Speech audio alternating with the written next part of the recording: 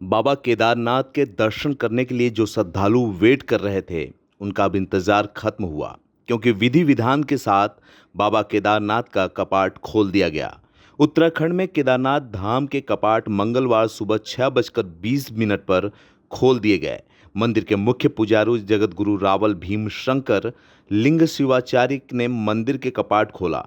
इस दौरान परंपरा वाद्य यंत्रों को बजाया गया। इस दौरान केदारनाथ धाम वैदिक मंत्रोच्चार से गुंजायमान रहा।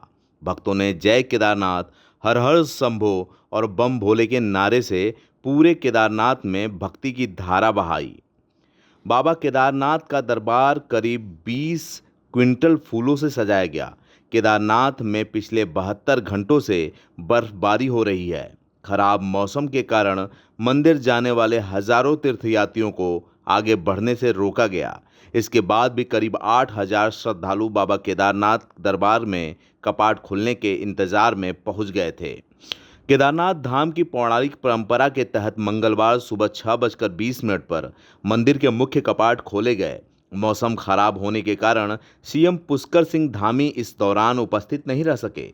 इससे पहले तड़के केदार बाबा की पंचमुखी मूर्ति का श्रृंगार किया गया, उन्हें भोग लगाया गया और विधि विधान के साथ पूजा अर्चना की गई।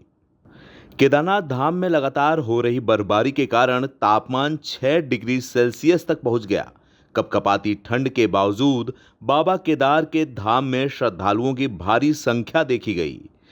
केदारनाथ धाम में सुबह 5 बजे से ही कपाट खोलने की प्रक्रिया शुरू कर दी गई थी। धार्मिक परंपराओं के साथ साथ बाबा केदार की पंचमुखी भोग मूर्ति डोली में रावल निवास से मंदिर परिसर में पहुंची। बाबा केदार का दरबार रोशनी से जगमगाता दिखा। सोमवार की शाम से ही बाबा के धाम का भव्य नजारा दिखने लगा था। कपाट खुलने के इंतजार में लोग जमे रहे। केदारनाथ धाम में भारी बर्फबारी के बीच कपाट खुलने को लेकर श्रद्धालुओं का पहुंचना शुरू हो गया था। इस दौरान बाबा केदार के धाम की भव्य छटा देखने को मिली।